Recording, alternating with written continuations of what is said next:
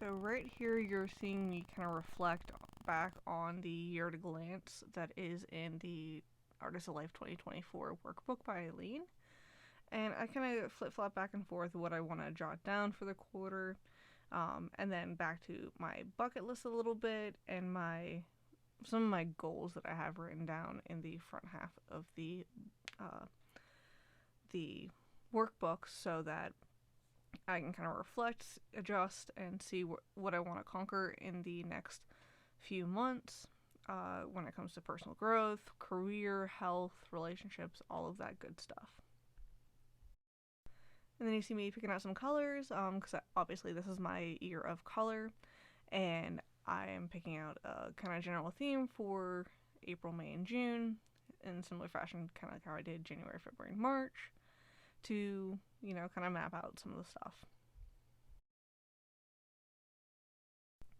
And you kind of see me reflecting back onto the goals for quarter one as I'm going into the quarter two goals and projects. And I'm kind of pulling a little bit from quarter one into quarter two, because in quarter one I did a lot of garden prep work and like mapping out all of my stuff that I want to plant, where I want to plant it, and getting a head start on some seeds, because I do live in the northeast. So I'm jotting down some of the spring and summer garden goals that I want to do that, I kind of want to extend into, obviously, now that it's more spring, and June is kind of a, summery month. I think it's summer, but June is, lumped in with the quote-unquote spring if you block it out into quarters. So here I am. I broke it down into two parts. One is the leafy greens and herbs in my planters and little pots, and then the other one is tomatoes, peppers, and those bigger sort of plants that will need a little bit more space and a little bit more support than what a pot or green stock provides. I have seen people put tomatoes and peppers and cucumbers and the like in green stalks, but with knowing my expertise level in gardening and just what I have available to me to help, support those sorts of indeterminate varieties that I have planted and started, I'm not at the point yet. So you might see some people that I've either referenced or might leave in the description of this video that reference people that have done it. So it's not impossible, it's just not at my skill strength at this time. You kind of see me flipping back and forth back to that year at a glance and stuff like that for that connection sort of theme that I want to partake in for, loved ones in my life, whether it be friends, family, or, extended family, that sort of stuff. So that's one thing that I really want to keep nurturing, that I got back into last year and want to like move forward in with 2024. And here you kind of see me flipping back through even through like January, February, and March, and with the quarter one overview of kind of things, general themes that I also want to do on top of gardening and connections, is to obviously keep up with my habits, whether it be like here on YouTube that I'm exploring, writing articles on Medium, and then obviously physical needs such as like working out, nurturing my body, making sure I'm like eating okay for what I can, and my water intake. Those are some of the hot spots that I've been working on, and I want to drag through April, May, and June, because obviously if you nurture yourself a little bit, then you can nurture and pour into the goals and habits that you want to create forward. And here you see me starting to dive into each month respectively and going through back to the year at a glance, where it's an overview of each month that has a box, and you can insert whatever you feel like roughly into those boxes. So I'm referencing some of the stuff from those months for quarter two so that I can divide up the goals and projects a little bit better from above. I'm also doing a little bit of referencing from quarter one again. You'll see me flipping back and forth between that year at a glance and the quarter one based off of just how I want to structure, and I jot down some dates for like starting leafy greens and starting my root vegetables, where I'm at with my tomatoes and peppers and all that good stuff. So I'm kind of pulling that around into the April section, May section, and June section, respectively, during this whole section.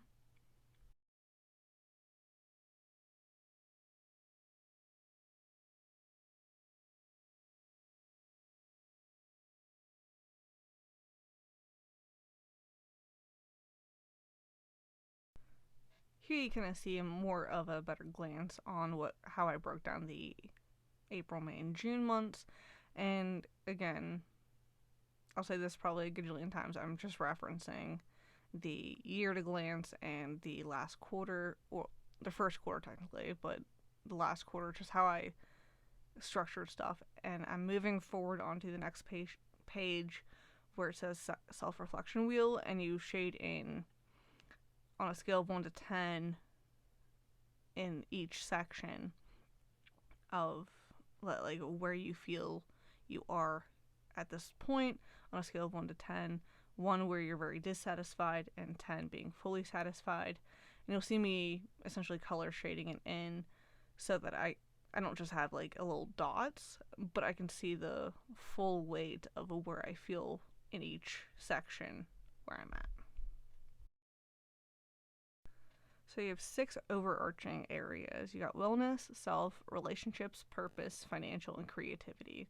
And in each one you have 3 like subcategories that you can rate.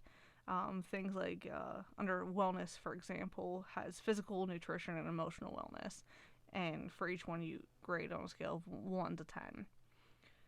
So with that, I'm kind of also doing a little bit of a reflection to see where I was in quarter 1 and to gauge how I feel now versus how I felt then doing it, as like almost a reference point, as well as just, essentially how I've grown, how I feel, how I've adjusted, where my life has gone in the last 3 months. 2 different shades of blue, as so just that more I of a can, self-reflection, kind of gauge a little bit differently, and it adds a little bit of funness to it.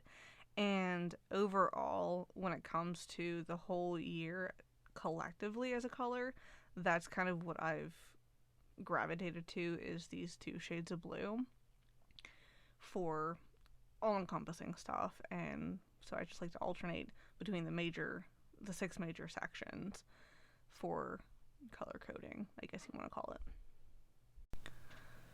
For a little bit more of a description on what this wheel kind of does for you, is this is what Eileen shares. She says a circular shape denotes a balance, and an angular shape denotes imbalance. And reflecting on this, essentially the box below is where you would want to share on what you want to improve during this quarter.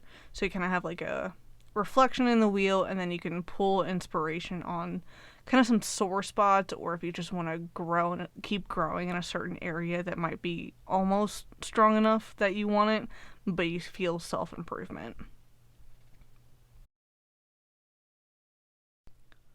Overall, you will see me jump around here and there a little bit around the wheel, just what I gravitate towards and what kind of grabs my focus a little bit on each little thing as I reflect. Because one thing might spark a different one that might be in a completely different section, but you kind of see that I do kind of complete one large section at a time for the most part.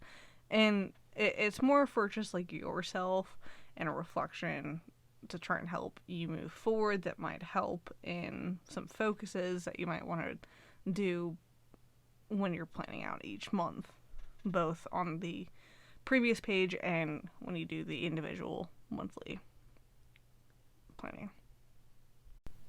And here you see me kind of start mapping out in that bottom box of what I kind of want to focus on and what I know I can focus on during the next handful of months for, goals and all the self-reflection major areas in life. An alternative way to kind of do these 2 pages for the quarter map out is to do that self-reflection wheel first in that bottom section, and then maybe move it over to the left hand page where you kind of break it down on goals and projects and then by month.